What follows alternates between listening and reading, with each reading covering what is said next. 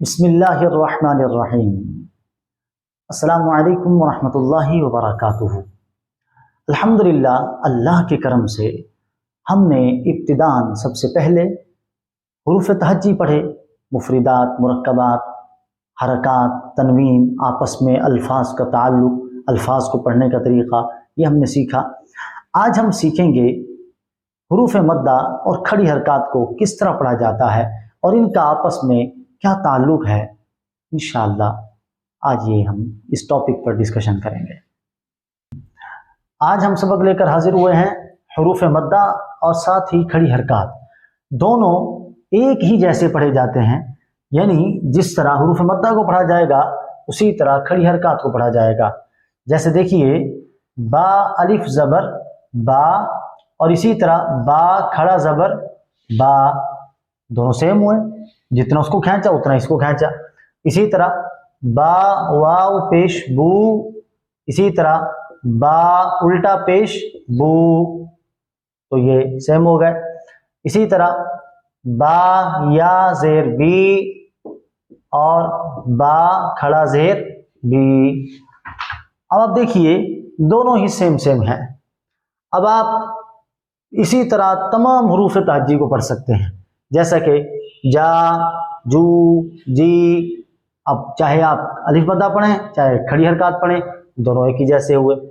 अच्छा, जैसे कि मैंने पहले भी अर्ज किया था कि अगर खाली ज़बर होगा तो उसको नहीं खींचेंगे, लेकिन यही ज़बर जब खड़ा हो जाएगा तो अब उसको खींचेंगे। तो मैं अर्ज कर रहा था, अलिफ मद्दा, वाव मद्दा, या मद्दा, खड़ी हरकात, खड़ा ज़बर, उल्टा पेश, खड़ा ज़ेर, ये दोनों सेम सेम होते हैं। यानी जिस तरह मद्दा को पढ़ा जाता है उसी तरह खड़ी हरकात को पढ़ा जाता है। अब इनकी डेफिनेशन भी सुन लीजिए।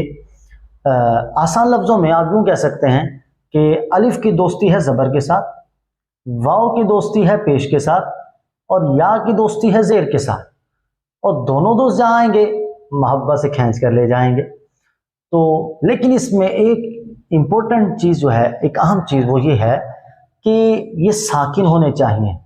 यानी वाव या अलिफ ये साकिन होने चाहिए, यानी इन पर जो है वो जिसे साकिन कहते हैं जज्म, वो होनी चाहिए अलिफ के अलावा। क्योंकि अलिफ के ऊपर जज्म लगे या ना लगे, अलिफ वैसे साकिन ही होता है, और अगर अलिफ पर जज्म लग जाए तो वो हमजा बन जाता है। तो अलिफ पर कुछ भी आए तो वो हमजा बन जाता है, लिहाजा अलिफ पर कुछ भी नहीं लगाना तो ये अलिफ ही रहेगा और ये हमेशा साकिन रहेगा। लेकिन वाव और या, इन पर ये अलामत, ये साइन आप देख रहे होंगे, ये जज्म का साइन कहलाता है, जज्म की अलामत, ये इसको कहते हैं सुकून, और जिस पर आ जाए वो साकिन हो जाता है।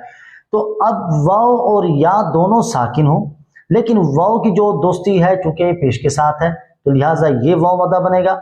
या की दोस्ती चूंकि ज़ेर के साथ है, या साकिन की, तो इसलिए ये या मद्दा बनेगी। और अलिफ वैसे ही जो है वो साकिन ही होता है, तो उसकी दोस्ती ज़बर के साथ। तो यूं आप दोस्तों को याद रखेंगे तो एक दूसरे को मोहब्बत में खींचना भी याद रखेंगे। तो ये सिंपल सी डेफिनेशन है हुरूफ मद्दा की, और यही चीज़ सेम खड़ी हरकात में आ जाती है। ये खड़ा ज़बर ये अलिफ के बराबर हो गया, इक्वल हो गया। ये उल्टा पेश ये वाव मद्दा के इक्वल हो गया।